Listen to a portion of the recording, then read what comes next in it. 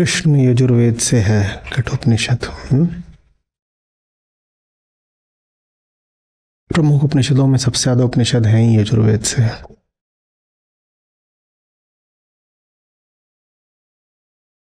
और जैसा भी हम कह रहे थे कि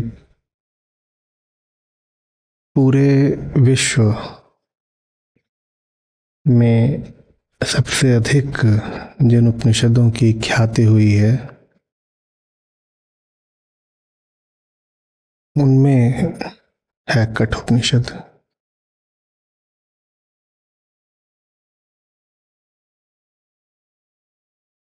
नचिकेता की कहानी ने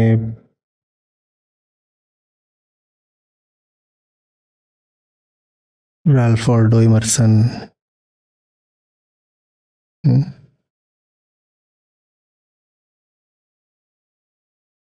आर्थर शोपेनहावर, एडविन आर्नोल्ड, न जाने कितनों को प्रभावित किया है। उपनिषदों में से जो नाट्य रूपांतरण निकले हैं वो भी अधिकांशतः कठोपनिषद से ही निकले हैं।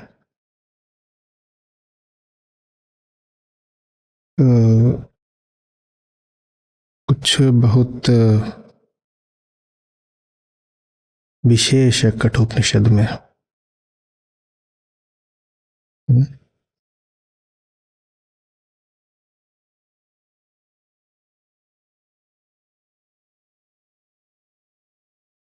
पश्चिम ने ऐसा ग्रंथ पहले नहीं देखा था जिसमें सीधे सीधे मृत्यु का ही सामना किया गया हो, और सामना करने तक तो फिर भी ठीक है क्योंकि जीवन को लंबा कौन नहीं करना चाहता। पर एक बालक अड़कर खड़ा हो गया है कि मुझे तो मृत्यु का रहस्य ही जानना है। ये बात बहुत नई है, एकदम अनूठी।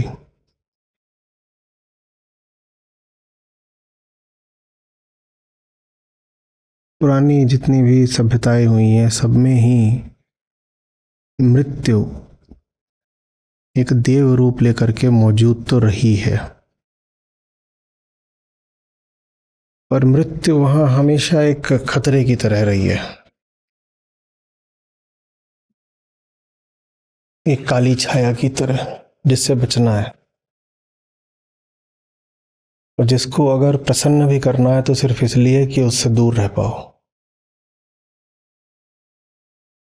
कठोपनिषद अनूठा है क्योंकि इसमें मृत्यु सिखाती है।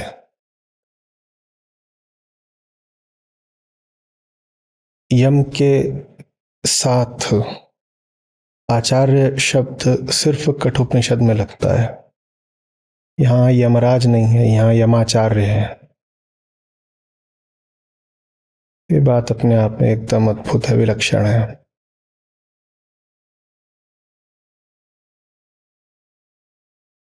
देखा, एकदम मजा आ गया। यमाचार्य और 3 दिन तक बालक खड़ा हुआ है उनसे मिलने के लिए, भूखा प्यासा। कहते हैं 3 ही वरदान दूंगा, और पूरे दुनिया की संपदा और राशियां लुटा देना चाहते हैं बालक पर। वो कहता है नहीं, मुझे तो अपना रहस्य बताओ। और अब हम जब यात्रा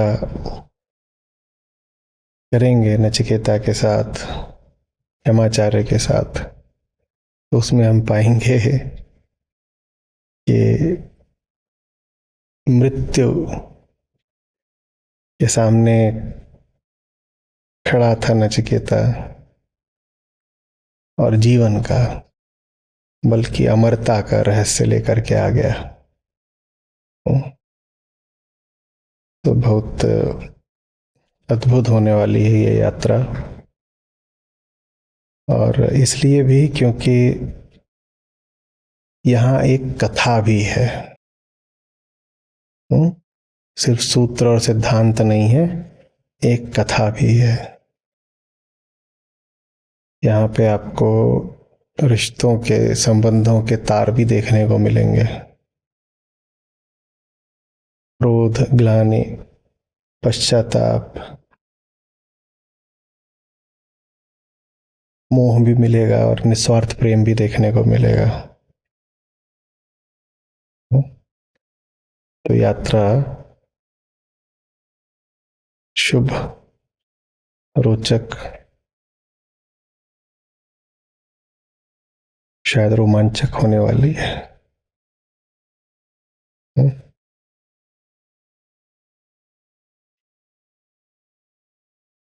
कठ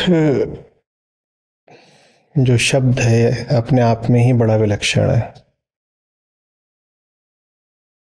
कठ वहीं से आता है जहां से कठिनाई आती है। कठ माने चुनौती, समस्या, मुश्किल, दुर्गमता, दुसाध्यता। कठ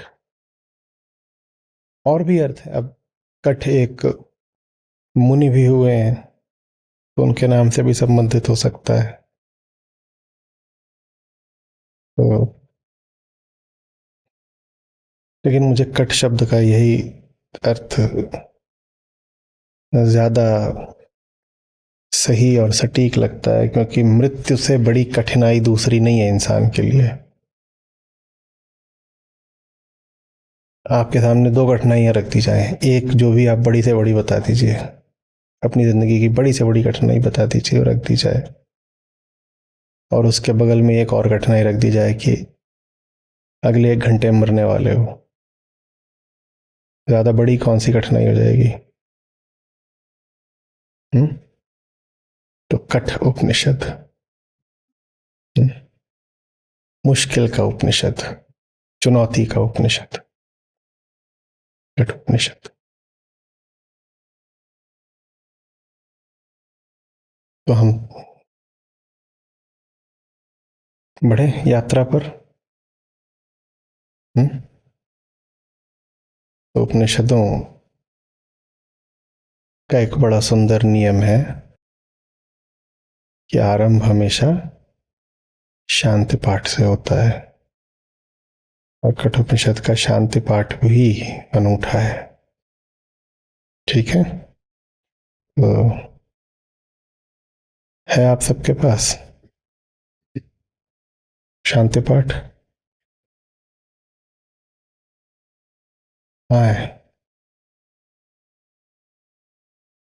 जब उनके पास है साथ हो जाओ, फोन से पढ़ो। सब लोग खोल लीजिए, सब एक साथ पढ़ेंगे। फिर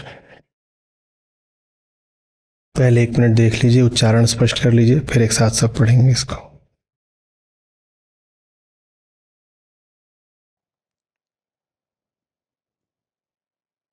ओम सह नाववतु सह नौ भुनक्तु सह वीर्यं करवावहै तेजस्विनावधीतमस्तु मां विद्विषावहै। ओम शांति शांति शांति।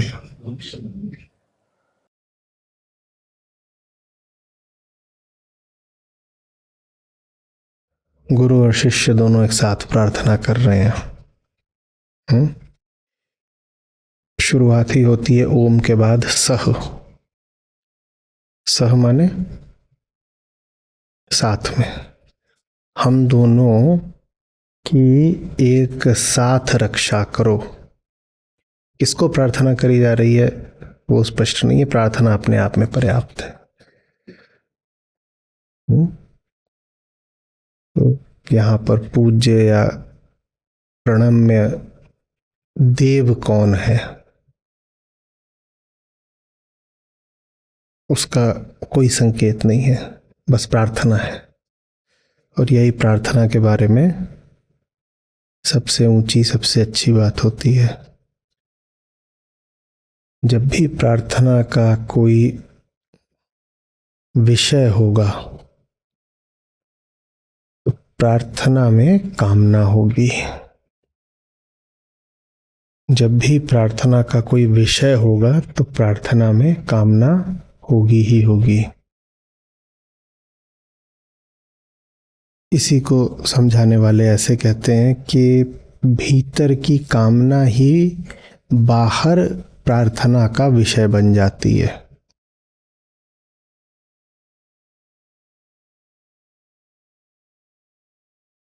यहाँ किसी से प्रार्थना नहीं करी जा रही है, बस प्रार्थना है।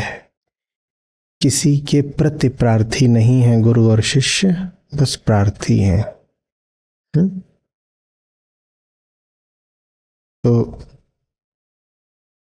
प्रार्थना शब्द ही अपने आप में बड़ा अर्थ रखता है, बड़ा अर्थ रखता है। पूरा अर्थ, बड़ा अर्थ। साधारण अर्थ माने कामना और बड़ा अर्थ माने प्रार्थना।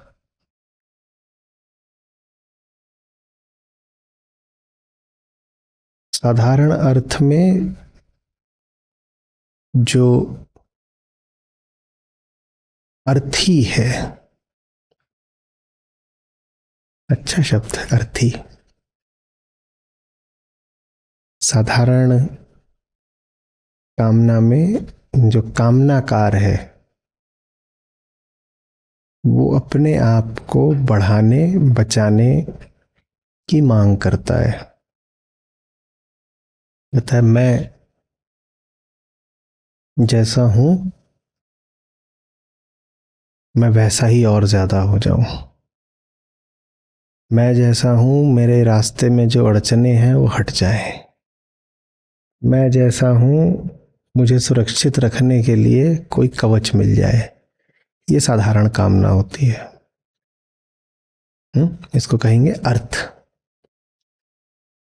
इसी से निकला है स्वार्थ। ठीक है। तो दो ये सिरे हो गए अहम की गति के, प्रार्थ और स्वार्थ।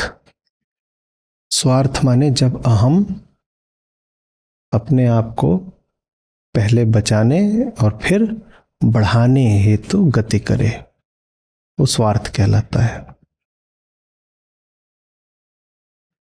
और जब अहम अपने ही लिए अपनी निरर्थकता जानते हुए अपने मिटने हेतु गति करे, उसे प्रार्थ कहते हैं।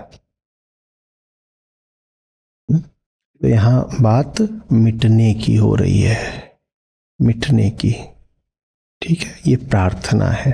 और मिटने का जो सबसे अच्छा और ऊंचा प्रतीक वेदांत में मिलता है वो है प्रणव। प्रणव माने ओम, जिसको ओंकार भी बोलते हैं। प्रार्थना माने अहम की कामना मिटने हेतु। और मिटना बहुत सुंदर और एकदम संक्षिप्त तरीके से ओम में हमारे सामने आता है। तो जैसे हम कहते हैं ना, नचिकेता ने 3 दिनों तक यम से मिलने हेतु प्रतीक्षा की और फिर 3 ही वर भी प्राप्त हुए। उसी तरीके से ओम में चेतना की 3 स्थितियों का अतिक्रमण है। और प्रकृति में भी हम कहते हैं कि 3 ही गुण होते हैं। ठीक है। तो 3 जो चेतना की स्थितियां होती हैं उनमें अपनी अपनी सत्ता होती है। और ओम जहां समाप्त होता है वहां पर वो सारी सत्ताएं मिट जाती हैं। ठीक वैसे जैसे प्रार्थना में प्रार्थी मिट जाता है। तो ओम से शुरुआत हो रही है ना। ओम में जो अ, उ और म है वो इंगित करते हैं चेतना की 3 स्थितियां। और इन 3 के बाद जो मौन आता है, खाली आकाश आता है, वो मिटने का द्योतक है। आप मिट गए। कोई हो बहुत समझदार तो उसके लिए समूचा उपनिषद, यहाँ जो पहला ही शब्द है प्रणव, उसमें ही समाहित है। वहीं शुरू होता है और वहीं समाप्त हो जाता है ओम। पर हम इतने समझदार होते नहीं है तो बात दूर तक जाएगी।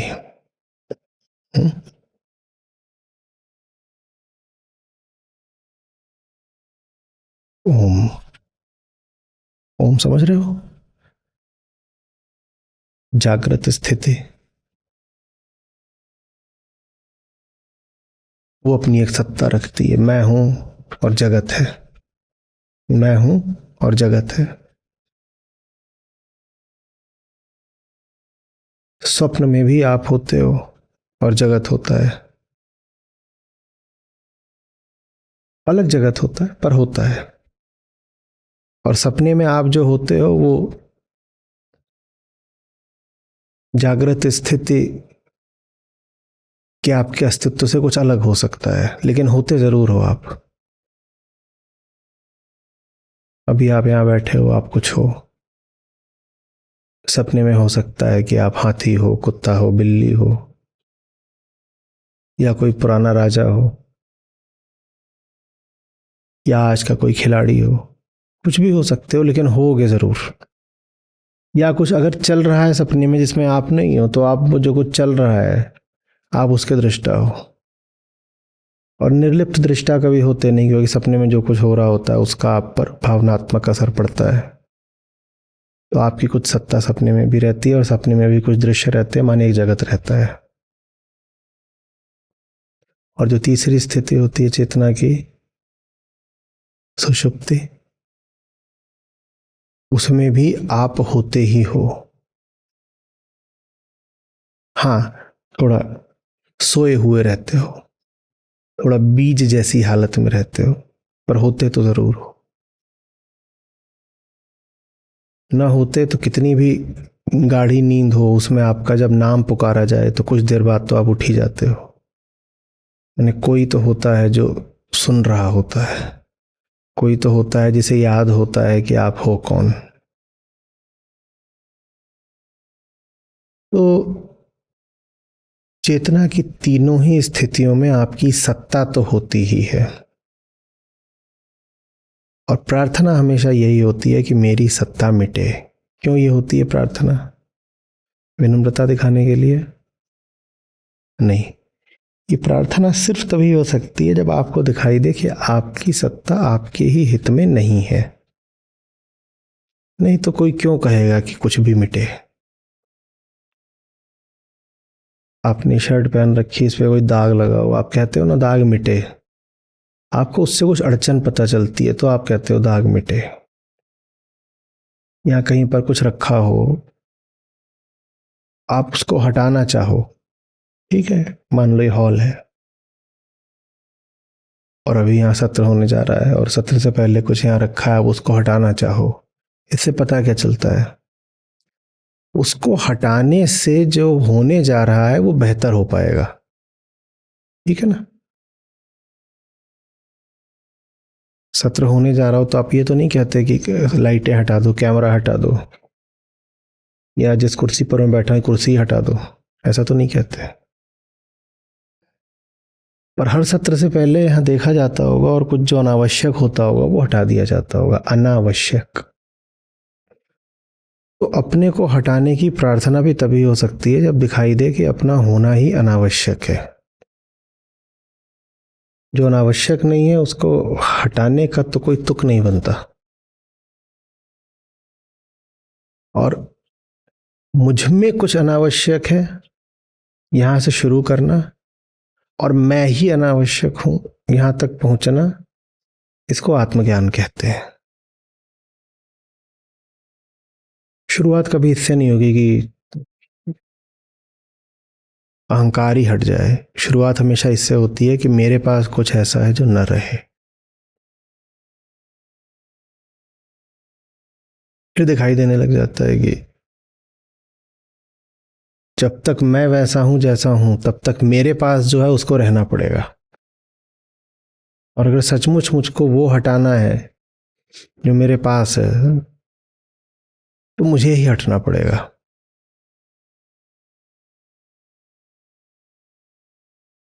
हम्म? तो ओम, बहुत जगहों पर हम ऐसा पाते हैं कि समस्त विद्या कहाँ समाई हुई है? ओम में। सारे शास्त्रों का सार क्या है? ओम है। बहुत जगह पाते हैं, क्योंकि ले दे करके बात इतनी सी तो है कि हटना है। ले दे के बाद इतनी सो है कि चेतना पर बोझ है और सर पर कुछ भार सा रहता है। जहां कुछ अनुभव नहीं भी होना चाहिए वहां कुछ अनुभव हो रहा होता है। जहां कोई विचार नहीं भी आना चाहिए वहां आ रहा होता है। खेल सारा हटाने का ही है। अपनी ही मुक्ति की राह पर जो अड़चने हों उनको हटाना है, यही खेल है सारा।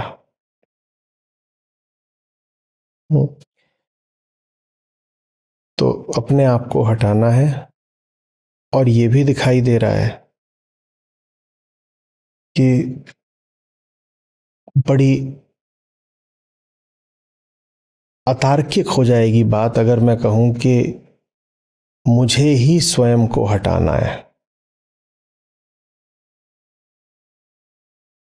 क्योंकि अगर मैं खुद को हटा रहा हूं तो हटाने के लिए मैं मौजूद हूं ना, तो मैं हटा कहां? अगर मुझे ही खुद को हटाना है तो हटाने वाला कौन है? मैं ही हूं। हटाने के लिए ही सही मुझे मौजूद रहना पड़ेगा। तो ये तो फिर गणित ठीक नहीं बैठा। अहंकार को जमे रहने का अच्छा बहाना मिल गया। क्या है बहाना? मैं अभी अपनी सफाई कर रहा हूं, अभी अपने आप को हटाने की नई विधि खोज रहा हूं, कुछ और युक्ति कर रहा हूं जिससे मैं हट पाऊं। तो यहां पर फिर आती है प्रार्थना। अहंकार कहता है जितना मैं कर सकता था करा, समझ गया हूं कि मेरा होना गैर जरूरी है, मैं अपने ही माथे का बोझ हूं, अतिरिक्त हूं, अनावश्यक हूं बिल्कुल मैं। लेकिन इतना समझने के बाद मैं अपने आप को कितना भी हटा लूं, थोड़ा सा बचा रह जाता हूं। वो जो थोड़ा सा बचा रह जाता हूं उसके हटने के लिए करी जाती है प्रार्थना। प्रार्थना। अहंकार इतना कर सकता है कि अपनी दृष्टि में अपनी अनिवार्यता से अपनी अनावश्यकता तक की यात्रा कर ले। अपनी दृष्टि में अहंकार साधारणतया बड़ा अनिवार्य होता है। हम सब अपने आप को मानते हैं ना, हम तो अनिवार्य हैं, तो बहुत जरूरी लोग हैं। मेरी बात, मेरी पहचान, मेरे सपने, मेरी भावना, मेरी कामना, हम इनको कितना जरूरी माने, अनिवार्य मानते हैं ना। तो अहंकार इतना कर सकता है कि आत्मावलोकन के द्वारा, प्रयोग के द्वारा, परीक्षण के द्वारा आत्मज्ञान की उस स्थिति पर पहुंच जाए जहां वो जानने लग जाए कि मैं नाहक ही हूं, मैं अतिरिक्त हूं। मैं अनावश्यक हूं, इतना जानने लग जाए। लेकिन इतना जानने के बाद भी जानने वाला बचा रह गया ना, मैंने जाना, वो जानने वाला बचा ही रह जाता है। तो सब कुछ हटा दो तो भी हटाने वाला बचा रह जाता है। सब कुछ काट दो तो भी काटने वाली तलवार बची रह जाती है। झूठ अपना देख लिया तो भी झूठ को देखने वाला, और सच की पहचान ये है कि सच को झूठ कहीं दिखता नहीं। तो झूठ देखने के लिए भी आप में थोड़ा झूठ होना चाहिए, नहीं तो दिखेगा नहीं झूठ। और झूठ देखना जरूरी भी है, नहीं तो हटेगा नहीं झूठ। तो थोड़ा झूठ बचा रह जाता है, तब प्रार्थना आती है। वही शांति मंत्र या शांति पाठ कहलाता है, प्रार्थना। शुरू से ही कह रही है मुझे हटना है, मुझे हटना है, मुझे हटना है। और अद्भुत है कठोपनिषद का शांति पाठ, क्योंकि हटने के विरुद्ध जो अहंकार गहरे से गहरे और सूक्ष्म से सूक्ष्म उपाय करता है, वो यहां पहले ही प्रत्याशित है। अहम जान चुका है मैं ऐसा हूं, मैं ऐसा करने जा रहा हूं, और प्रार्थना कर रहा है ऐसा हो नहीं। ये बात बड़ी विचित्र है। आप अगर जानते ही हो कि आप क्या करने जा रहे हो तो मत करो ना भाई। आप अगर जानते ही हो कि आप कौन सी चालें खेलोगे, आप कहां असत्य की ओर झुक जाओगे, आप किस प्रकार अपने अस्तित्व को बचाओगे, तो वो सब मत करो ना भाई। नहीं, अहंकार यहां कह रहा है मुझे पता तो ये सब कुछ, और जो कुछ पता है वो सब मैं स्पष्ट कर दूंगा, सारी बातें एकदम प्रस्तावित रख दूंगा सामने। लेकिन उसके बाद भी मुझे सहारा चाहिए। और सहारा अगर मैंने किसी विषय से मांग लिया तो मैंने फिर अपने मिटने के लिए सहारा नहीं मांगा, अपने बचने के लिए सहारा मांगा। क्यों? क्योंकि वो जो विषय है वो प्रक्षेपण किसका होगा? मेरा अपना। अपने ही द्वारा प्रक्षेपित किसी विषय से सहारा मांगना, किसी विषय से प्रार्थना करना, माने किससे प्रार्थना करना? खुद से। तो आप खुद को ही पूज रहे हो, खुद से ही प्रार्थना कर रहे हो। और प्रार्थना क्या कर रहे हो? मैं ना रहूं। अच्छा ठीक है, अच्छी बात। जिससे आपने प्रार्थना की वो आ गया आपको बचाने के लिए, या आपकी प्रार्थना पूरी करने के लिए। आपने प्रार्थना क्या करी थी? मैं ना रहूं। तो जिससे भी आपने प्रार्थना करी, जो भी, वो आ गया और उसने आपकी प्रार्थना पूरी कर दी। आप नहीं रहे, पर अभी एक तो रह गया। कौन? जिसने आपकी प्रार्थना पूरी कर दी। और वो कौन है? वो आप हो। तो आप गए कहां? आप गए कहां? तो जो सकाम पूजा होती है वो तो करी जा सकती है किसी मनोकृत विषय से, पर जहां पूजा ही यही हो, जहां मांगा ही यही जा रहा हो कि मैं निरहंकार हो जाऊं, अस्तित्व ही न रहे, वहां पर किसी विषय से पूजा नहीं करी जा सकती, प्रार्थना नहीं हो सकती। तो छोटा कुछ आपको चाहिए हो तो किसी विषय से मांग लेना। वो विषय कोई भी हो सकता है, किसी व्यक्ति से मांग लेना, किसी आराध्य देव से मांग लेना।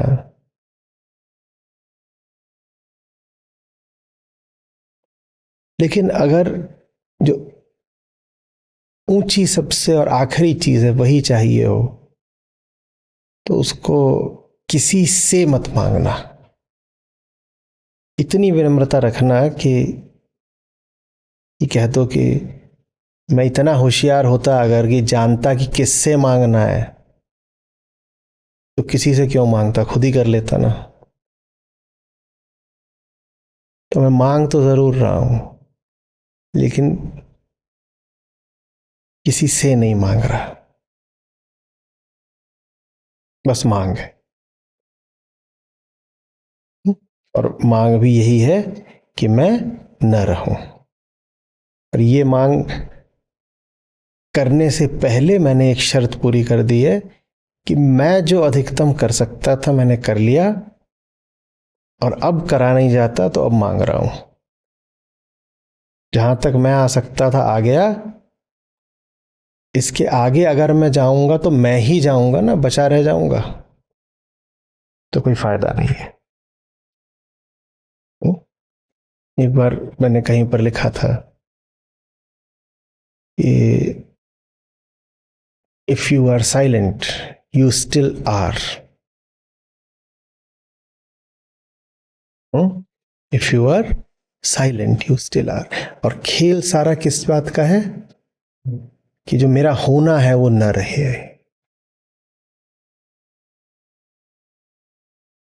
मैं कुछ भी बन जाऊं, मैं तो बचा हुआ हूं ना, तो बात कुछ बनने की नहीं है, बात मिटने की है। समझ रहे हैं? दो चीजों पे हमने चर्चा करी, एक प्रार्थना क्या है, दूसरा ओंकार। अब देखते हैं कि ओम सह नाभवतु, हम दोनों की एक साथ रक्षा हो, हम दोनों की एक साथ रक्षा हो।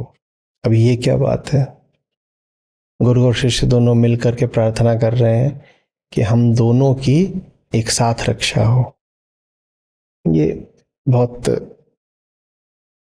महत्वपूर्ण और बड़ी मनोवैज्ञानिक बात है, इसको समझना पड़ेगा। हमने कई बार बात करी है कि सब कुछ समझना है तो इन तीन के संदर्भ में समझ लो, ठीक है। हमने कहा अहंकार होता है और उसके पास चुनने के लिए एक तरफ सत्य होता है और एक तरफ असत्य होता है। एक तरफ आत्मा है और दूसरी तरफ माया है या प्रकृति है, ठीक है, ऐसे कहते हैं हम। फिर हमने कहा कि अहंकार कोई एक चीज नहीं होता, ये तो खंडित होता है, और इसी का एक सिरा होता है जो आत्मा की ओर आकर्षित होता है, और इसी के अन्य कई सिरे होते हैं जो प्रकृति की ओर आसक्त होते हैं। आत्मा की ओर जो आकर्षण होता है उसको हम प्रेम कह देते हैं, प्रकृति की ओर जो आसक्ति होती है उसे हम मोह कह देते हैं, ठीक है। तो गुरु कौन है? गुरु कौन है? जिसके सामने बैठ करके सीखा जा रहा हो, वो गुरु जो शिष्य के साथ एक स्वर में प्रार्थना कर सकता हो, वो गुरु कौन है? गुरु कौन है? अब यूं तो आत्मा गुरु होती है, लेकिन आत्मा तो निर्गुण होती है, और निर्गुण से सगुण सीख पाए मामला मुश्किल है। गुरु तो आत्मा है, आत्मा ही सिखाती है, पर निर्गुण से सगुण सीख पाए ये जरा मुश्किल है। तो व्यवहारिक तौर पर जो गुरु होता है वो अहंकार का ही वो सिरा होता है जो आत्मा की ओर आकृष्ट है, वही गुरु है। वो अहम ही है, वो अहम ना होता तो हमें कुछ सिखा ना पाता। देही गुरु बैठा हुआ है ना, देही गुरु और देही शिष्य आपस में बात कर रहे हैं ना, तो ये सगुण गुरु है, ये सगुण गुरु है, ये निर्गुण निराकार आत्मा नहीं बोल रही है। और यदि यह सगुण है तो अभी वो अहम ही है, अभी वो अहम ही है, और अगर वो अभी अहम ही है तो उसके लिए भी अभी खतरा है, उसके लिए भी अभी खतरा है। तो गुरु अगर वो सिरा हो गया अहंकार का जो आत्मा की ओर खींचता है, तो शिष्य कौन है? जो प्रकृति की ओर खींचता है। गुरु भी भीतर ही है, शिष्य भी भीतर ही है। और शिष्य को जो खतरा है वो क्या है? शिष्य को खतरा ये है कि गुरु खींचे तो कहीं ऐसा ना हो कि वो द्वेष में भर जाए, किसी तरह से गुरु की ही कुछ वो हानि कर दे। क्योंकि जाना तो उसको दूसरी दिशा है, खींचा उसे दूसरी दिशा जा रहा है। तो दोनों को ही इस प्रक्रिया में एक खतरा है। गुरु के लिए खतरा यह है कि गुरु वो सब कुछ जान चुका है जो शिष्य ने भी जाना नहीं।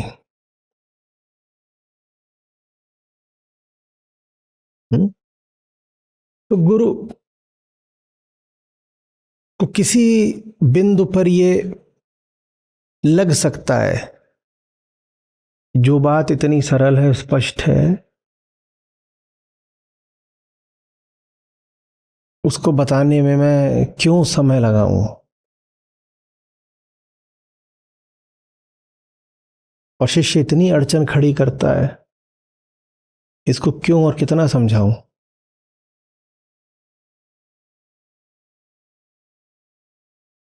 गुरु को जैसे ही ऐसा प्रतीत होगा, गुरु गुरु नहीं रह जाएगा। अतः गुरु की रक्षा जरूरी है। और शिष्य, उसमें तो गुरु के प्रति द्वेष आए, ये बात एकदम ही प्राकृतिक है।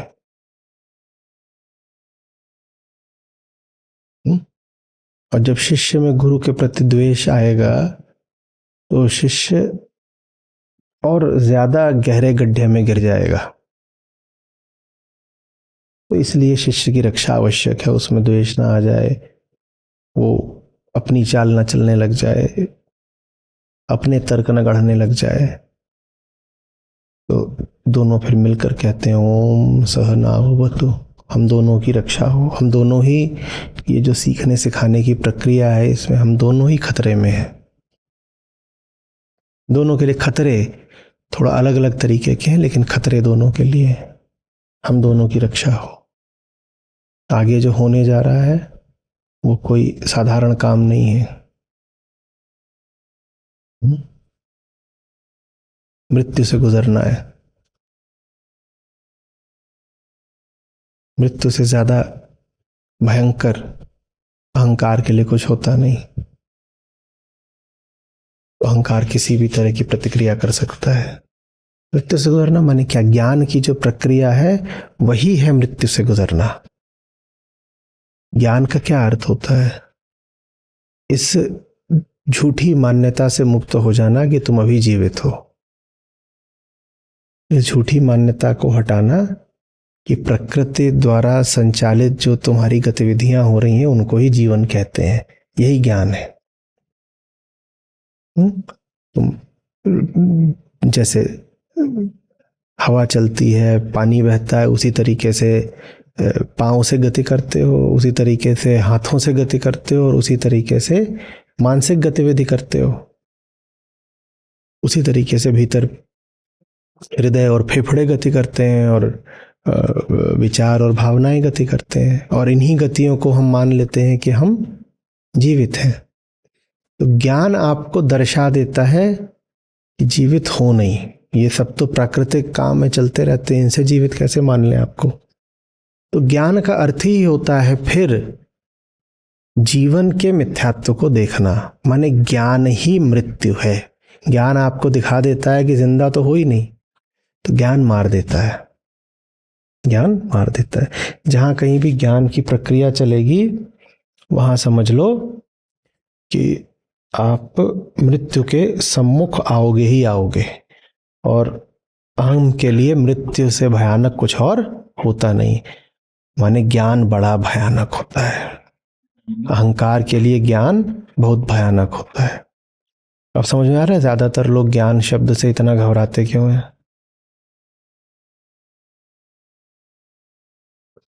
ज्ञान शब्द से घबराते ही नहीं है। कुछ लोग ज्ञान शब्द को ताने की तरह भी इस्तेमाल करते हैं, और कुछ तो ऐसे भी होते हैं जो ज्ञान शब्द को गाली की तरह इस्तेमाल करते हैं। अगर कोई आपको कहे कि आप ज्ञानी हो, तो इस बात की संभावना बहुत कम है कि उसने ये बात आपकी प्रशंसा में बोली है। ज्यादा संभावना क्या है? उसने ताना मारा है, व्यंग कसा है। हम ज्ञान से घबराता है क्योंकि ज्ञान मृत्यु जैसा होता है। तो चूंकि उपनिषद में ज्ञान पूरा खुलेगा और मृत्यु के माध्यम से ही खुलेगा, इसीलिए गुरु शिष्य आपस में बैठ करके पहले ही, जैसे समझिए कि कृपया सीट बेल्ट बांध लीजिए।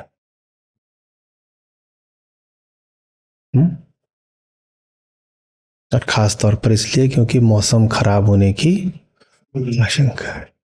तो आगे मौसम खराब होने जा रहा है,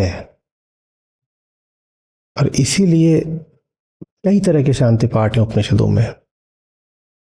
जो मुख्य उपनिषद है उन्हीं में 4-5 अलग अलग तरीके के शांति पाठ है। कठ उपनिषद का अनूठा है, क्योंकि यहां मौसम जितना खराब होने जा रहा है उतना अन्यों में नहीं होता। तो शुरुआत में ही गुरु शिष्य दोनों मिलकर के कह रहे हैं हमें बचाओ, और शिष्य भर नहीं कह रहा है। यहाँ मजेदार बात समझो, कुछ तो है। गुरु भी कह रहा है बचाओ, ओम सहनावतु।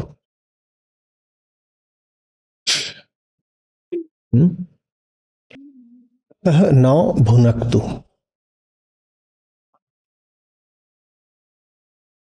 सह माने साथ, नौ माने हम दोनों, और भुनक्तु माने हम दोनों का ही पालन पोषण संवर्धन करो। जिससे भी प्रार्थना हो रही, हम दोनों ही साथ साथ आगे बढ़े। भाव ये है कि साथ न छूटे, और साथ दोनों ओर से छूट सकता है।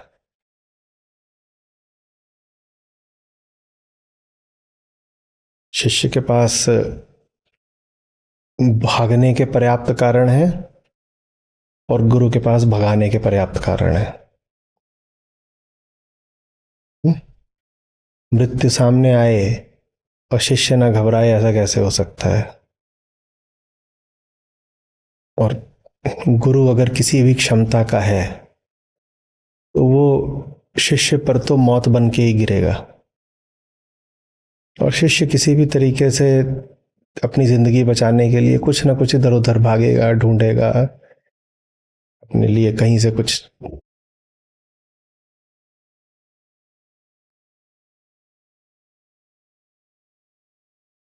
संजीवनी ढूंढ के लाएगा।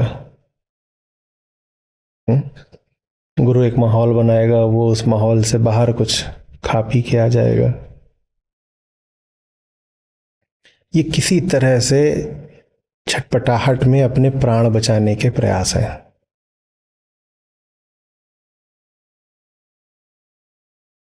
ठीक है। तो शिष्य की अड़चन प्राकृतिक है, वो आनी ही आनी है। और उपनिषद सुनने के लायक है शिष्य। आत्मज्ञान में बहुत आगे तक स्वयं ही पहुंचा हुआ है शिष्य, इसीलिए वो इस बात का पूर्वानुमान भी लगा पा रहा है कि आगे जो है आशंका है, गड़बड़ है, खतरा है। नहीं तो जो साधारण जीव होते हैं,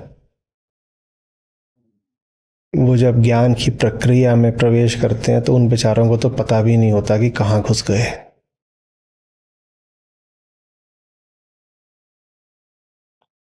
उनको तो पता भी नहीं होता।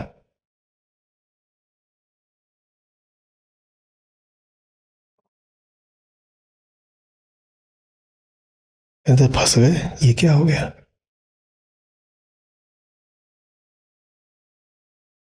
पुरानी एक कहावत है इस्लाम की तरफ से। एक साहब थे, उनको भेज दिया गया था कि जाओ ज़रा ऐसे ही नमाज पढ़ के आओ। तो वो भी हंसी खुशी आ गए, बोले हाँ अच्छी बात है, देखते हैं नमाज क्या होती है, 5 मिनट का काम है, निपटा देंगे। वो नमाज पढ़ने आए थे, 5 मिनट को बस उनको पकड़ लिया गया। बोले अरे 30 दिन के रोजे तो रखने ही होते हैं। रोजा माने व्रत, उपवास। कहावत चल पड़ी है कि आए थे नमाज को, रोजे गले पड़ गए। तो जो साधारण जीव होते हैं, जब वो ज्ञान की प्रक्रिया में प्रवेश करते हैं, विशेषकर वेदांत, तो उन्हें पता ही नहीं होता कि काहे में प्रवेश कर रहे हैं। वो तो ऐसे ही आ जाते हैं, अपना टहलते हंसते बैठ जाते हैं। फिर धीरे धीरे कुछ होने लगता है। 6 महीने, साल भर में तो उन्हें पता लगता है कि लग रहा है फंस रहे हैं। जब तक पता लगता है कि फंस रहे हैं, तब तक पता चलता है भागने की हालत नहीं रही। हम्म? जब तक भाग सकते थे तब तक पता नहीं था फंस रहे हैं। जितना पता लगता जा रहा है फंस रहे हैं, उतना भागने में अक्षम होते जा रहे हैं। तो शिष्य तो गुस्साएगा। वास्तव में ईमानदारी की बात यह है कि ज्ञान की प्रक्रिया में शिष्य को धोखा देना आवश्यक है। उसके बिना ज्ञान घटित हो नहीं सकता। थोड़ा और शुद्ध करके बोलूं तो शिष्य को धोखा होना आवश्यक है। क्योंकि आप जब प्रवेश करते हो तो कोई तरीका ही नहीं है कि आपको पहले ही पूरे तरीके से साफ साफ सूचित किया जा सके कि आगे क्या होने वाला है। पूरी कोशिश करके भी आपको बता दिया जाए तो भी शब्द असमर्थ पड़ेंगे ना। कैसे बताया जाए आपको कि भीतर से टूटना क्या होता है? कैसे बताया जाए आपको कि एक स्थिति ऐसी आती है जब आप समझ ही नहीं पाते कि भागना बेहतर है कि रुकना बेहतर है? ना ना ना, बेहतर से तो ऐसा लगता है जैसे दो प्यारे विकल्प सामने हो। भागना बदतर है कि रुकना बदतर है? यह आपको कैसे अग्रिम रूप से सूचित कर दिया जाए? बताया भी जाए तो भी आप समझोगे नहीं। आप कहोगे ऐसा क्या बता रहे हैं कि आगे कुछ बहुत खौफनाक होने वाला है, देख लेंगे, हम भी मर्द के बच्चे हैं। अब बच्चे होगी क्या होगी तो आगे पता चलता है। हम्म? और दोष किसी का नहीं, बताया तो गया था। समझ में आ रही बात? और जब भीतर टूटने लगते हैं,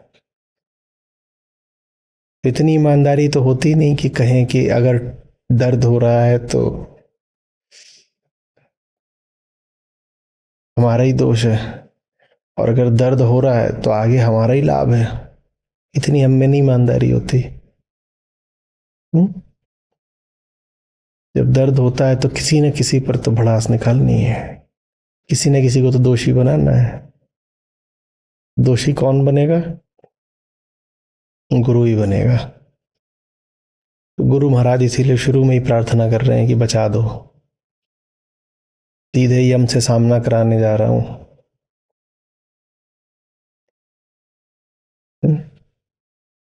आखिरी ज्ञान है ये बिल्कुल।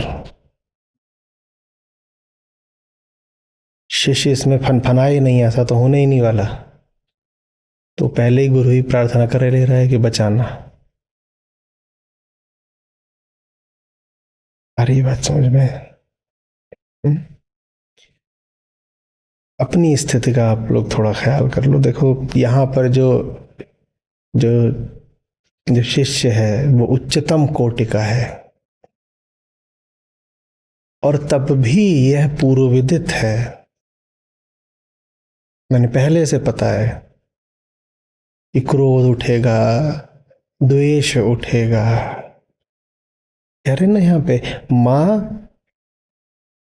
विद्विषवा वह, विद्वेष न हो।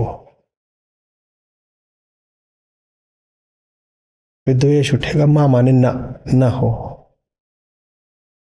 विद्वेष ना हो। वो विद्वेष तो आना ही आना है, बल्कि ज्यादा खतरनाक स्थिति तब है जब विद्वेष ना आए। विद्वेष नहीं आ, विद्वेष माने, द्वेष माने क्या होता है? किसी के प्रति शत्रुता का भाव। राग का विपरीत द्वेष। राग माने आकर्षण, द्वेष माने समझ लो विकर्षण। बल्कि अगर विद्वेष न उठे तो ज्यादा खतरे की बात है। इसका मतलब कुछ हो नहीं रहा है। तो शिष्य होने का मतलब होता है उस विद्वेष के साथ भी किसी तरह से आगे बढ़ना, विद्वेष का समीचीन प्रबंधन। Animosity management. विद्वेष तो उठ रहा है, उसको आप खत्म नहीं कर सकते, उसको बस आप मैनेज कर सकते हो।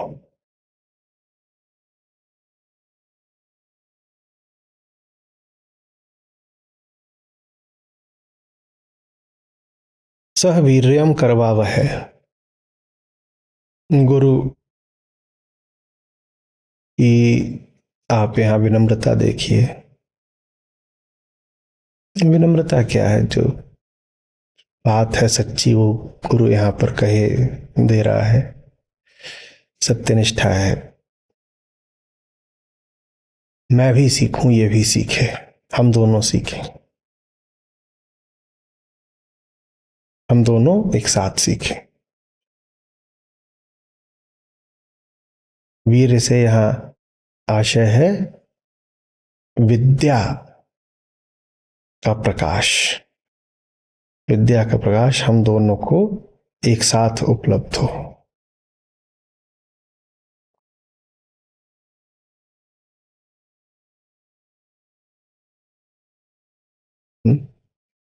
गुरु को स्वयं जो जानने को मिलता है वो वैसा ही होता है जैसे निष्काम कर्म का पारितोषिक। जैसे सरप्राइज गिफ्ट, पर मिलता जरूर है। मैंने कहा था ना एक बार, the future is a surprise gift for those who live, who work fully in the present. उसी तरीके से गुरु का प्रयास तो ये रहता है कि वो शिष्य को सिखाए।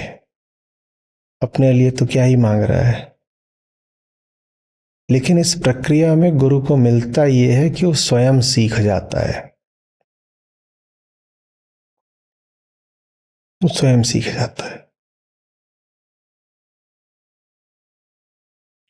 दूसरों को प्रकाश देने की आतुरता में गुरु स्वयं प्रकाशित हो जाता है। इसको एक उदाहरण से समझ सकते हो।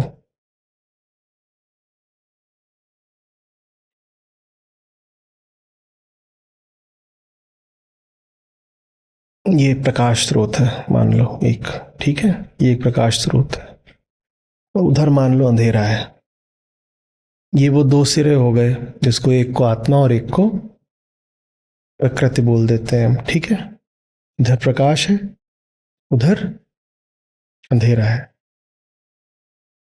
अब वहां पे जो है मान लो इधर शिवा है, खड़े क्यों, बैठ जाओ बैठ जाओ, अब हो गया ठीक है। अब मान लो उसको हाथ खींच करके मुझे इधर लेकर के आना है, इसकी ओर। एक हाथ तो इनको दे रखा और आगे बढ़ रहा हूं,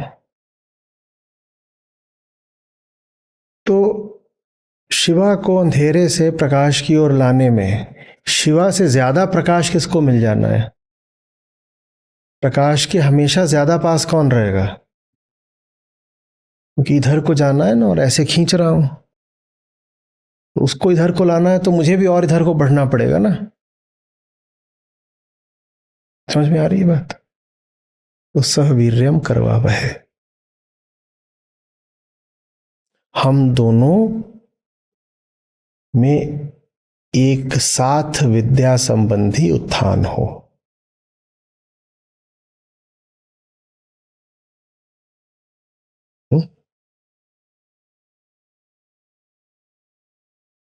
और अगर ये दिखाई दे रहा है कि एक का हो रहा है और दूसरे का नहीं, तो रिश्ता टूट चुका है। फिर वो अपने अंधेरे में है और गुरु अपनी जगह पर है। होने को ये भी हो सकता है कि वो प्रकाश की ओर जा रहा है और गुरुदेव अंधेरे की ओर चल दिए किसी वजह से। कुछ भी हो सकता है। माया महाठगिनी। शिष्य ने अंधेरे की इतनी मधुर कथा सुनाई, क्योंकि शिष्य तो अंधेरे की तरफ से ही आ रहा है ना। बोल रहा अरे गुरुदेव, जिधर से हम आ रहे हैं उधर के बारे में आपको कुछ विशेष बातें बताते हैं।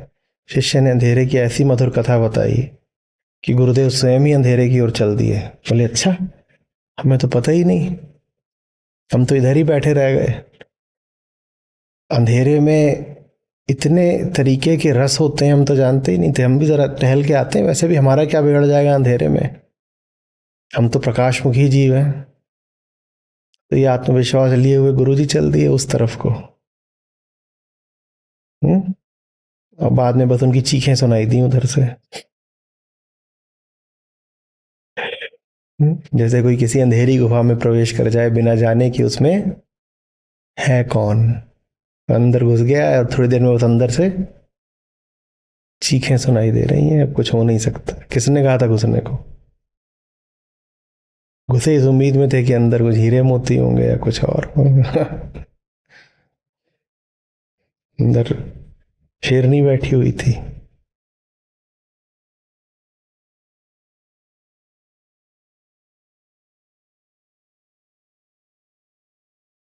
तेजस्विनावधीमस्तु मां विदुष्वावहै,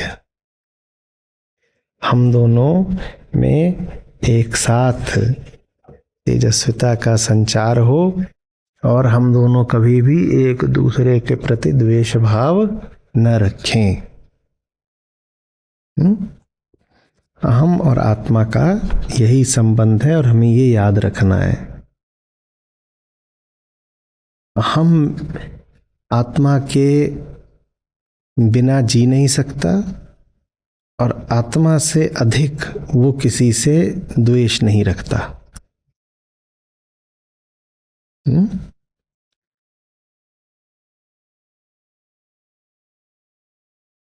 आत्मा की तरफ बढ़ता है तो उसको लगता है कि जान जा रही है, और आत्मा की तरफ नहीं बढ़ता तो कहता है जीने से फायदा क्या है।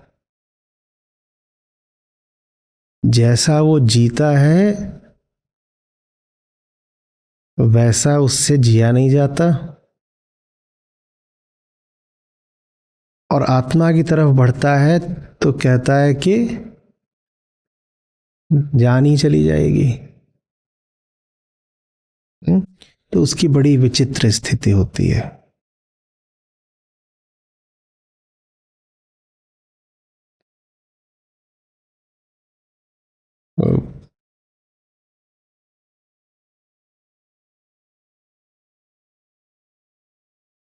रहे कि मरे, रहे कि मरे, जी वो ऐसा रहा है जैसे वो मरा हुआ है।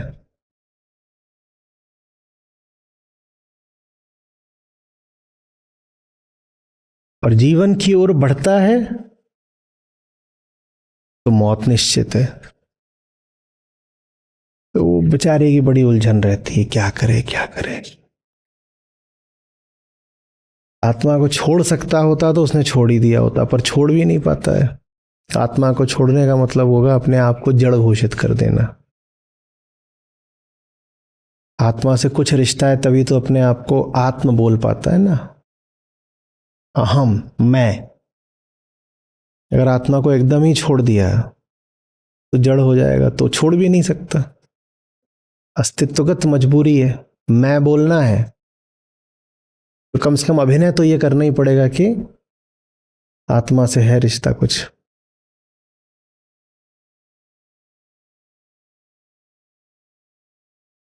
पूरी तरह उधर जाता है तो जान निकलती है। जैसे जैसे जैसे दांत का दर्द, दांत में दर्द हुआ है, दर्द है, सहा भी नहीं जाता,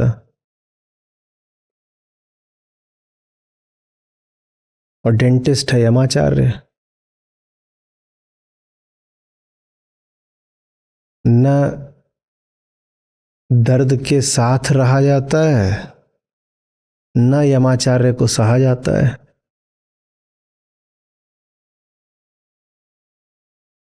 तुम मुस्कुराते मुस्कुराते सोते हो या सोते सोते मुस्कुराते हो? जैसे भी हो बड़े क्यूट हो।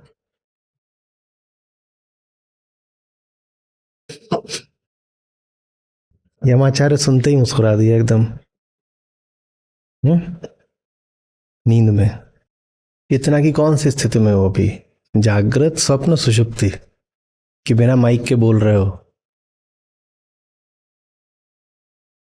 भूलोक में हो, गोलोक में हो, स्वर्गलोक में हो, किस लोक में हो अभी? ये संबंध होता है अहम और आत्मा का। बैठना है सबसे आगे आकर, और फिर सहा भी नहीं जाता।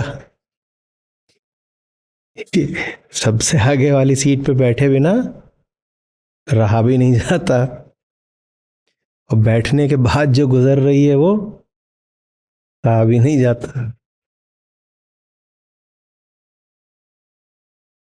तुम्हारे ही जैसे लोगों के लिए फिर गुरु प्रार्थना करता है कि मुझ में शिष्य के प्रति कोई द्वेष न उत्पन्न हो, क्योंकि बहुत संभावना है कि द्वेष उत्पन्न हो जाएगा।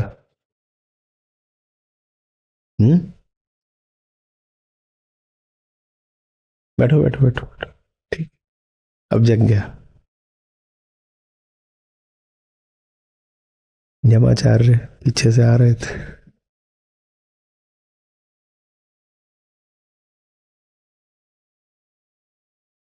समझ में आ रही है बात? ये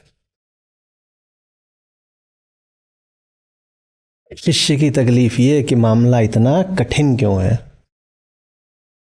और गुरु की तकलीफ ये कि आसान होते हुए तुझे लगता इतना कठिन क्यों है। और दोनों अपनी अपनी जगह से विवश। शिष्य ने जो आज तक नहीं देखा उसको देखे कैसे, और गुरु ने जो देख लिया है उसको भुलाए कैसे? आयामगत अंतर हो जाता है, उसको पाटना है। ये सबसे मुश्किल रिश्ता होता है गुरु और शिष्य का।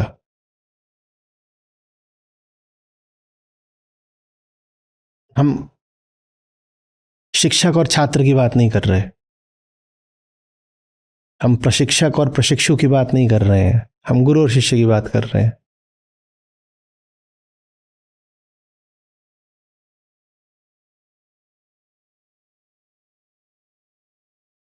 हुँ? उसने अपनी ही दुनिया देखी है और उसको पूरा विश्वास है कि यही तो दुनिया है, और गुरु ने देख लिया है कि जिसको तुम दुनिया कहते हो वो धोखा है, जीवन कहीं और है। अब ये दो अलग अलग जगह है ना, वो कह रहे जीवन कहीं और है, ये कह रहा है जीवन यही है, यही तो दुनिया है। इन दोनों में आपस में संबंध बनाना एक बड़ा मुश्किल काम होता है, और संबंध बनता है, सफलतापूर्वक बनता है, बड़े सुंदर उसके परिणाम होते हैं। कठोपनिषद उन परिणामों में से एक है, और इस यात्रा पे आप साथ रहेंगे तो संभव है कि उस परिणाम में आपकी भी कुछ हिस्सेदारी, साझेदारी हो पाए। ओम शांति शांति शांति। तीनों तरीके के ताप या कष्ट हटे। तीनों तरीके के ताप या कष्ट हटे। उपनिषदों का उद्देश्य ही है मनुष्य को दुख से मुक्त करना। अच्छे से देख लीजिए, यहां पर किसी भी आराध्य को प्रसन्न करने की कोई चेष्टा नहीं है। अगर यहां कोई आराध्य है आप चौंकेंगे, उसका नाम है मनुष्य, क्योंकि जो कुछ किया जा रहा है वो मनुष्य की खातिर किया जा रहा है। दुख में कौन है? ये सारी चेष्टा किसके लिए है? मनुष्य के लिए। तो उपनिषद पूरे तरीके से हमारे लिए है, वो किसी और के लिए नहीं है। उपनिषद इसलिए है कि समाज व्यवस्था बनी रहे, है क्या? इसलिए उपनिषद इसलिए है कि धर्म का संगठन ठीक से सुचारू होकर चले। उपनिषद इसलिए है कि कोई ईश्वर है, भगवान है, उसको प्रसन्न करना जरूरी है। उपनिषद इसलिए है ताकि मनुष्य की कामना पूर्ति हो सके। उपनिषद पहली बात मनुष्य के लिए है, दूसरी बात मनुष्य को मुक्ति दिलाने के लिए है, किसी के लिए भी नहीं है उपनिषद। धर्मों के बाकी जो अंग होते हैं वो अनिवार्य नहीं है कि मनुष्य के लिए हो, उनमें बहुत बातें रहती हैं।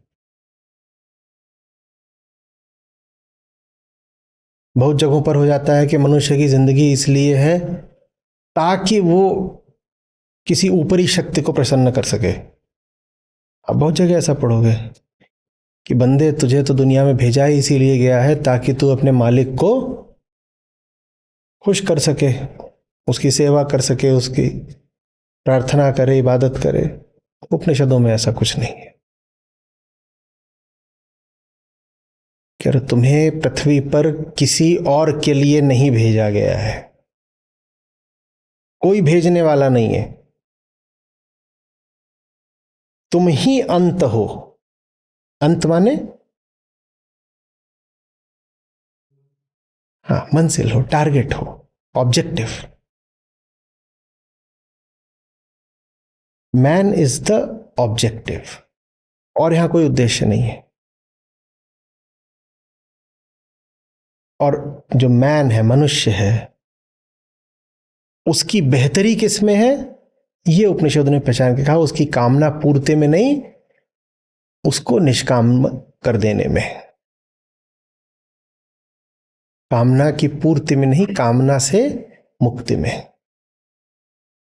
तो ये दो बातें याद रखनी है कि उपनिषद इसलिए नहीं है कि आप पर कोई और प्रसन्न हो जाएगा या किसी और का कोई हित सध जाएगा। उपनिषद सीधे सीधे सिर्फ मनुष्य के लिए है। और दूसरी बात, अगर वो मनुष्य के लिए है तो मनुष्य की इच्छाएं पूरी करने के लिए नहीं है, मनुष्य को उसके अहम तत्व से मुक्ति दिलाने के लिए है। ये उपनिषदों का औचित्य है। 3 प्रकार के ताप कौन से होते हैं?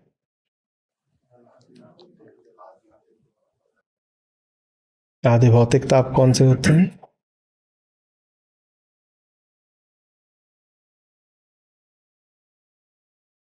आधे भौतिक ताप क्या है?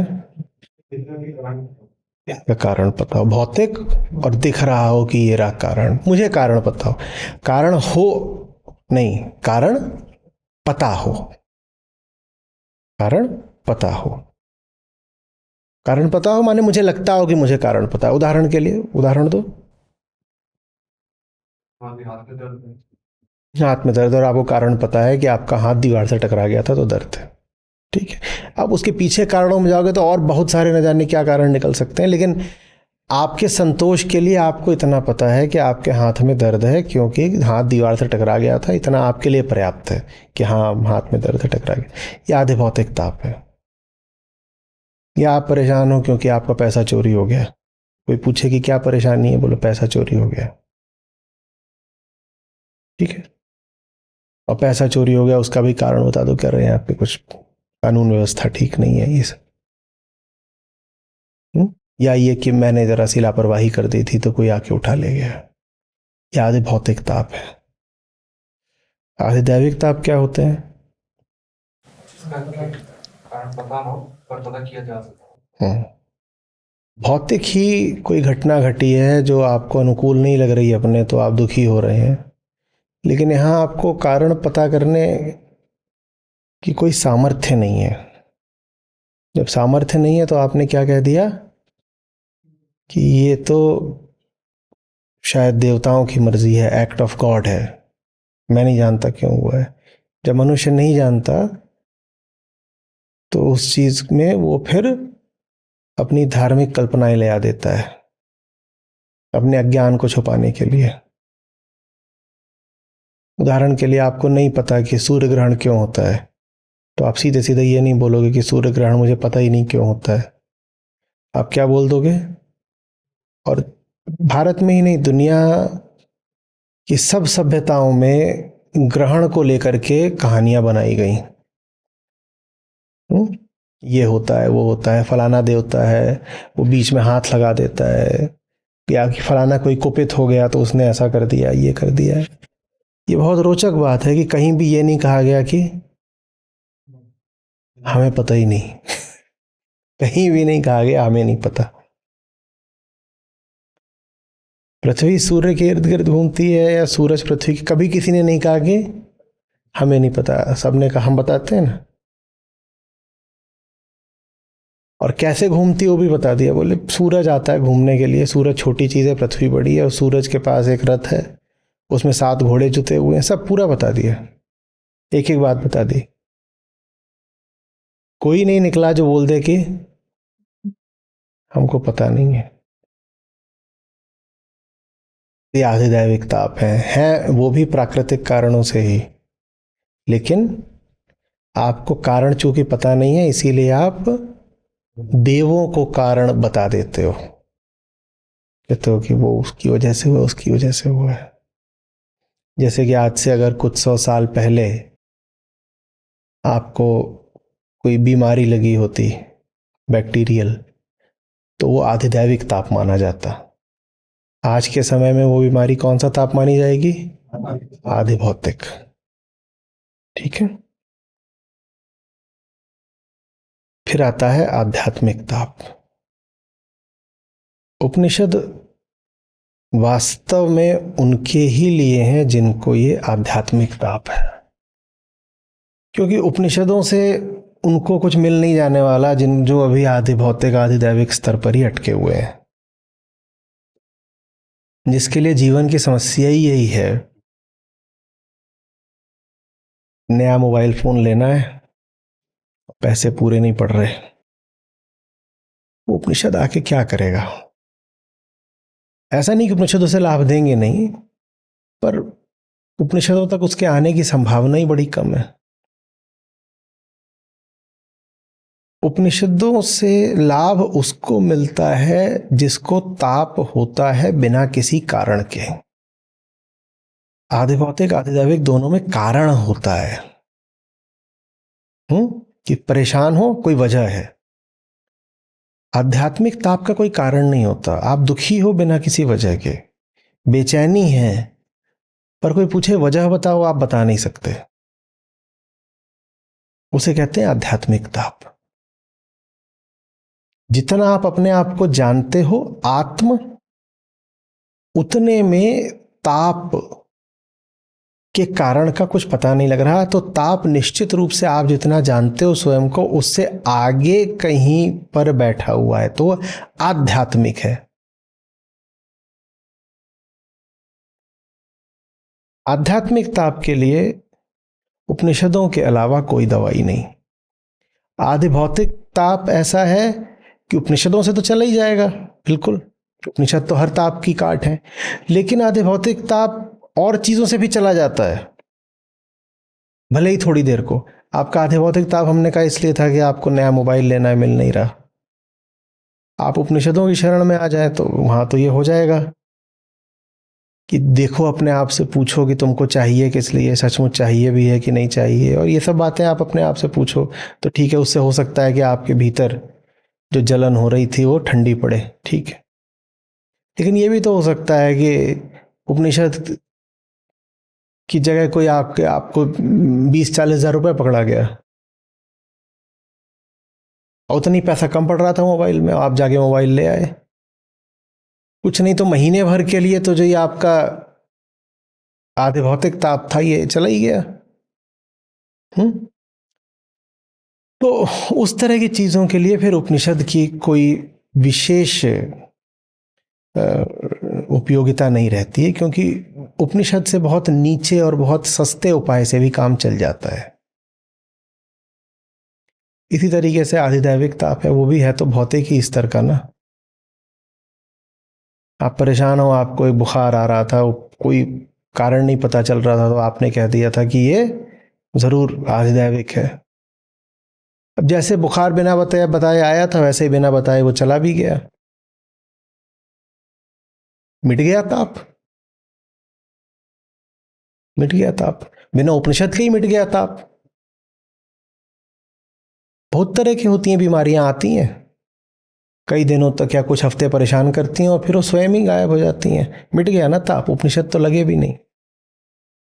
उपनिषद विशेषतया उन पर प्रभावी होते हैं, उनके लिए लाभकारी होते हैं जिनके पास बेचैन होने की, क्षुब्ध होने की कोई वजह नहीं होती, वो लेकिन फिर भी बेचैन होते हैं।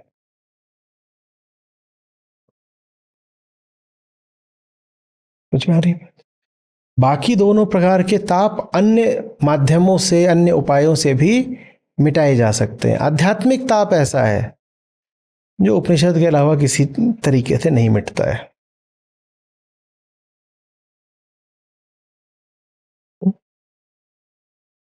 इसीलिए बहुत बार ऐसा होता है कि उपनिषद काम ही उनके आते हैं जिन्हें सबसे पहले ये देख लिया होता है कि उनकी समस्या या बीमारी या उलझन भौतिक है ही नहीं। अब ये कैसे देखा जाता है? 2 तरीकों से देखा जाता है। या तो आपके पास भौतिक माल मसाला इतना ज्यादा हो कि आपको कोई संदेह ही ना रह गया हो कि अगर माल मसाले से मिटना होता उलझन को तो मिटी होती ना, माल मसाले की कमी कहाँ है मेरे पास। जैसा कि बुद्ध महावीर के साथ हुआ कि जितनी भी भौतिक संपदाएं हो सकती थीं, जड़ से लेकर चेतन तक, वो उनको उपलब्ध थीं। तो उनको कोई संशय ही नहीं बचा कि अगर भौतिक स्तर पर समाधान होता तो हमें मिल गया होता। तो या तो ऐसे आदमी जान जाता है कि मेरी समस्या की कोई ठोस वजह नहीं है, या एक दूसरा तरीका होता है। वो जो दूसरा तरीका होता है वो संतों का होता है, जैसे संत कबीर हो गए, मलुकदास हो गए, रैदास हो गए। अब इनके पास नहीं कोई बचपन से शाही ठाठ थे कि जैसे राजकुमारों की बात आती है, ऐसा इनका कुछ नहीं था। ये तो साधारण घरों में पैदा हुए, लेकिन फिर भी इनको ये दिख गया कि ले दे करके असली ताप तो आध्यात्मिक ही है। इन्हें कैसे दिख गया? उसका तरीका होता है आत्मज्ञान।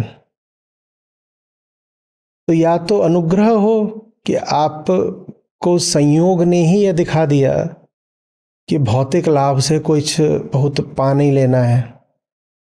आप ऐसे घर में पैदा हुए जहां पर किसी प्रकार की कोई कमी नहीं थी, तो पैसे से लेके, ज्ञान से लेकर के और हर प्रकार के अनुभव तक जो कुछ भी आप चाह सकते हैं वो आपको मिल ही गया। तो आपने फिर आप जान गए कि आधि भौतिक और आधि दैविक तो मामला है ही नहीं, समस्या आध्यात्मिक है। या तो ऐसे होता है, या फिर ऐसा कि आपने जीवन का इतना सुंदर, इतना गहरा, इतना सूक्ष्म विश्लेषण किया कि उससे आपको पता चल गया कि आदमी की जो मूल समस्या है वो तन की नहीं होती है, वो मन के सुख की भी नहीं होती है, वो कोई और होती है समस्या। इन्हीं दोनों स्थितियों में ये संभव है कि आप अपने ताप को जान पाएं कि वो तो आध्यात्मिक ही है। हालांकि होते सारे ताप आध्यात्मिक है, आधि भौतिक आधि दैविक भी जो हैं, इनकी भी आप जड़ में जाएंगे तो पाएंगे कि वो ताप भी, ताप माने दुख, वो ताप भी है आध्यात्मिक ही। लेकिन साफ साफ ये देख पाना कि दुनिया की कोई भी चीज मुझे मिल जाए, मेरी परेशानी तब भी जैसी है ऐसी की ऐसी ही रहेगी, ये बिरलों के लिए ही संभव होता है। ज्यादातर लोग इसी आशा में जिए रहते हैं कि कोई नई चीज मिलेगी तो ये मिल जाएगा, वो मिल जाएगा, ऐसा फायदा हो जाएगा, चैन आ जाएगा, सुख हो जाएगा, तो इनमें रहते हैं। जो लोग इन आशाओं में रहते हैं उनकी आशाएं कई बार भौतिक मार्गों से भी पूरी हो जाती हैं, भले ही कुछ दिन को। क्योंकि उनकी आशाएं भौतिक मार्ग से भी पूरी हो जाती हैं तो उन्हें उपनिषदों का कोई विशेष महत्व प्रतीत नहीं होता। वो कहते हैं कि दूसरे तरीकों से भी तो काम चल ही रहा है ना, ज्ञान वगैरह क्या करना है, वैसे भी ज्ञान में ऊब लगती है, और अगर समझ में आने लग जाता है तो डर लगता है। ज्ञान दोनों तरीके से कुछ रुचता नहीं, जब तक समझ में नहीं आ रहा तब तक उबाता है, और जब समझ में आने लगता है तो डराता है। तो गुरु शिष्य दोनों मिलकर के कह रहे हैं ओम शांति शांति शांति। और अब यहां से आगे यात्रा शुरू होगी उपनिषद की। नमस्ते सर। बोलिए। आपने आज बताया है कि ये जो ओम होता है ओम, और इसके साथ जागृत, स्वप्न और सुषुप्ति, इन दोनों का जो सिमिलरिटी है, दोनों सेम चीज है, ये आपने आपकी लिखी हुई किताब सर्वसार उपनिषद में भी आपने बताया था, और बाकी बहुत से वीडियोस में मैंने सुना है कि आप इन दोनों के साथ ब्रह्मा विष्णु महेश, इसका भी आपने जिक्र किया कि दोनों सेम है, तीनों सेम है बेसिकली। लेकिन मेरा ये कॉन्सेप्ट क्लियर नहीं है कि ब्रह्मा विष्णु महेश जो है उसका कॉन्सेप्ट मेरे लिए सिर्फ तस्वीर है, मुझे उसका नहीं पता कि इन दोनों के साथ वो प्रकृति है, तीनों तीनों प्रकृति की गति, ये तीन चरणों को, तीन स्टेजेस को निरूपित करते हैं। कभी भी गति होती है, मूवमेंट होता है, तो उसमें तीन चीजें हमेशा होती हैं ना। आप कहीं गाड़ी से चलते हो तो तीन चीजें होती हैं उसमें हमेशा, बताओ क्या? आप हो घर में और गाड़ी खड़ी है बाहर, आप जाओगे तो क्या करोगे सबसे पहले? गाड़ी के अंदर जाऊंगा, फिर स्टार्ट करूंगा। तो स्टार्ट करना, ये पहली चीज होती है, गाड़ी को स्टार्ट करना। फिर क्या करोगे? फिर मुझे कहाँ जाना है उसका पता है तो उस दिशा में जाऊंगा। तो गाड़ी का चलना। चलना, जी ठीक है, ठीक है। और तीसरी चीज क्या होती है? जी, फिर जो गंतव्य स्थल है वहां पे पहुंचने के बाद उतर जाना, बंद कर देना, उतर जाना। तो ये जो तीन चरण होते हैं, इन्हीं के लिए ब्रह्मा विष्णु और महेश होते हैं। एक का काम है बनाना, एक का काम है चलाना, एक का काम है मिटाना। ओके। लेकिन कुल मिला के ये तीनों क्या बन गए? तीनों को जोड़ दो तो क्या है ये? चेतना की तीन स्थितियां, तीन। तीनों को संयुक्त नाम दे सकते हो प्रकृति। प्रकृति। तो ये तीनों प्रकृति के ही अंतर्गत आते हैं। जी। ब्रह्म और ब्रह्मा में अंतर है। तो ब्रह्मा कहाँ है? प्रकृति के पार है।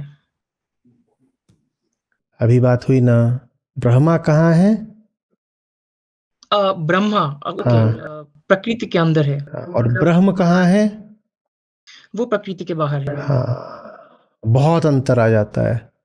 जी जी। दो तरह के धर्म होते हैं फिर, एक ब्रह्म वाला और एक, ब्रह्मा वाला। और हम अच्छे तरीके से जानते हैं कि अगर ये अहम है तो एक तरफ जो है दूसरा उससे बिल्कुल विपरीत है।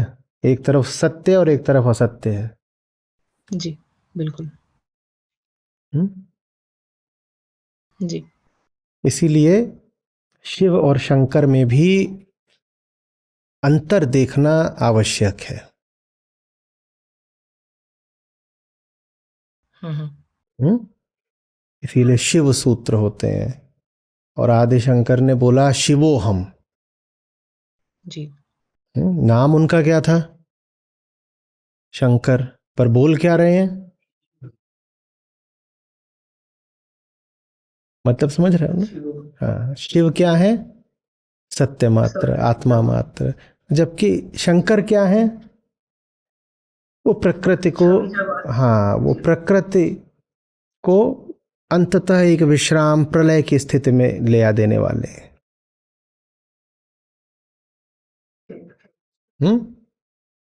तो इसको ऐसे भी कह देते हैं, प्रभव, प्रगति, प्रलय। ओके। प्रभव माने इग्निशन, ब्रह्मा। प्रगति माने चलाए रखना, विष्णु। और प्रलय माने लीन हो जाना, मिट जाना, वो महेश। बिल्कुल सर। इसी से जुड़ा हुआ आपने एक नया शब्द आज बताया है, प्रणव। तो प्रणव, हाँ। जल्दी जल्दी जी, मैं नहीं समझ पाया कि प्रणव का असली मतलब। कुछ नहीं है, ओम के लिए, ओम का नाम है प्रणव, और कुछ नहीं। प्रणव माने ओम। ओके। मेरा एक प्रश्न है शांति पाठ से। अब ये जो शांति पाठ है ये श्वेताश्वेतर उपनिषद में भी है, यही वाला शांति पाठ। तो इस शांति पाठ में मैं देख रहा हूं कि जो आरंभ है वो आत्मा या ब्रह्म या ओम के उल्लेख से या ओम के आत्मा के स्मरण से होता है, उपनिषद का शुरुआत।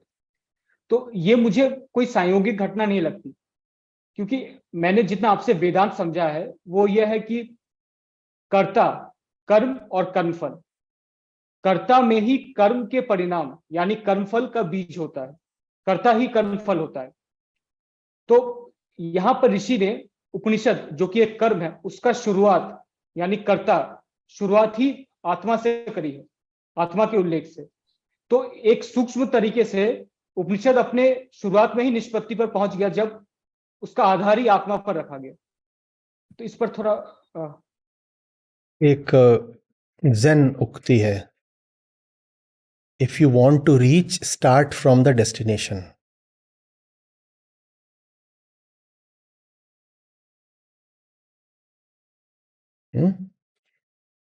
जहां पहुंचना हो वही पहुंचने का सहारा देता है, वही पहुंचने का माध्यम बनता है।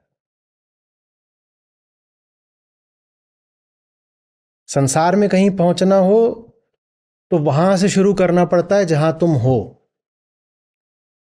और संसार के पार जब पहुंचना हो तो वहां से शुरू करना पड़ता है जहां पहुंचना है। Start from the destination.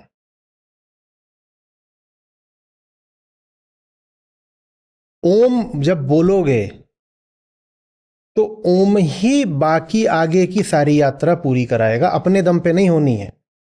याद रखो, ये प्रार्थना है। प्रार्थना का मतलब ही होता है बेटा तुमसे ना हो पाएगा, तो पहले ही कहा जाता है ओम। ओम माने आगे की बात। ओम माने आगे की बात। जो आखिरी है उसको सबसे पहले याद कर लिया, अंतिम वो होगा जिसका स्मरण प्रथम होगा। तो भारत में रहा है कि जिसको बहुत आदृत करना होता है उसको हम ऐसे कहते हैं, प्रातः स्मरणीय परम पूज्य मेरे कुछ भी भ्राताश्री, कुछ भी प्रातः स्मरणीय नहीं है, माने उठते ही पहला स्मरण आपका होना होता है। तो पहला स्मरण उसका ही करा जाता है जिस तक पहुंचना है। जब अगर उसका स्मरण कर लोगे तो वही फिर पहुंचा देगा, हम खुद तो कर नहीं पाएंगे ना। तो ओम इसलिए सबसे पहले रखा जाता है। और ये बात उपनिषदों में ही नहीं आती है, ये हर जगह आती है। अभी भी आप जाओगे तो गांव कस्बे में बच्चे होते हैं, वो अपना जब उत्तर पुस्तिका लिखते हैं परीक्षा में तो उसमें सबसे ऊपर ओम लिख देते हैं। उन्हें कुछ नहीं पता, वो तो पढ़ के नहीं आए हैं तो ओम लिख रहे हैं कि 4 नंबर ज़्यादा आ जाएंगे। लेकिन उसके पीछे जो बात है वो यही है। आपके घर में गाड़ी आती है उसमें ओम लिख देते हैं, वो कहते हैं कि मंजिल ओम है ना, पहले मंजिल पे गाड़ी पहुंच जाए फिर चलना शुरू करे, पहले मंजिल आनी चाहिए। अब ऐसा कुछ नहीं है, वहां पे वो जो पंडित जी उस पर लिख रहे हैं ओम सिंदूर से, वो ये सब नहीं जानते ना, जो गाड़ी चला रहे हैं वो जानते हैं। अब तो बस वो एक प्रथा बन गई है, लेकिन उसके पीछे जो भाव है वो यही है कि मंजिल पहले आती है, द डेस्टिनेशन कम्स फर्स्ट। उसको साथ रख लोगे तो फिर वो यात्रा भी करा देगी।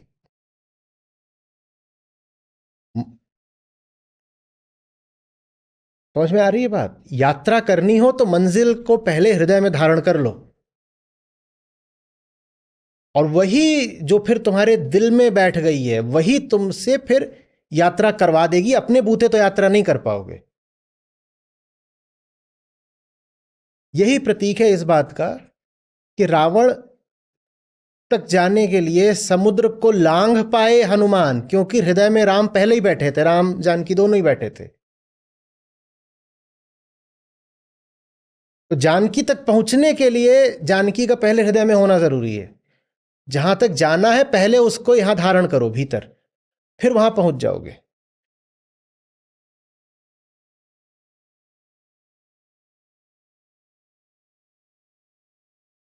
और जहां जाने की कोशिश कर रहे हो, अगर वो चीज पहले ही तुम्हारे भीतर नहीं बैठी हुई है तो ये भी पक्का समझ लेना कि वहां कहीं पहुंचने वाले नहीं।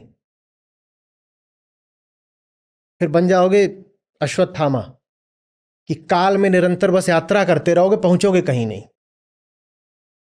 और ये होता है सबसे बड़ा दुख, नरक, कि यात्री ही रह गए, चलते ही जा रहे, चलते ही जा रहे। काहे के लिए चल रहे? चलना भला है यदि चलना कहीं पर अंत को पाए, पर अगर चलना लगातार हो ही रहा है तो वो तो फिर क्या कहलाता है? वो चलना नहीं कहलाता, वो चक्कर कहलाता है।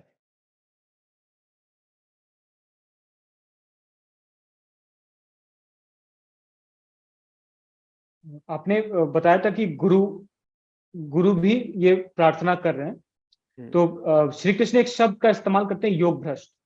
अब आपने बताया कि गुरु भी हो सकता है कि अंधकार की दिशा में चल निकले, तो गुरु योग भ्रष्ट होने का खतरा उठा रहे हैं, मतलब तो ये करुणा का उदाहरण है। इससे बड़ा और क्या उदाहरण हो सकता है? गुरु कह रहा है कि इसको बताने बढ़ाने के चक्कर में ये भी हो सकता है कि मैं गुरु ही ना रह जाऊं। ये भी हो सकता है, बिल्कुल हो सकता है। एक से एक सूरमा चेले होते हैं, उनमें ये तक काबिलियत होती है कि वो गुरु को गुरु ही ना रहने दें, गुरु को कुछ और बना डालें।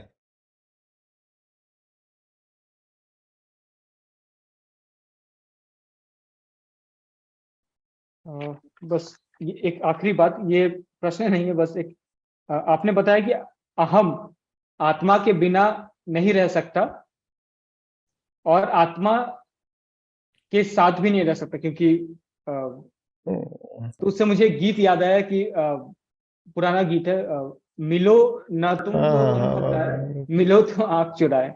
बिल्कुल बिल्कुल बिल्कुल। धन्यवाद आचार्य जी इस श्रृंखला की शुरुआत करने के लिए। धन्यवाद। आभार।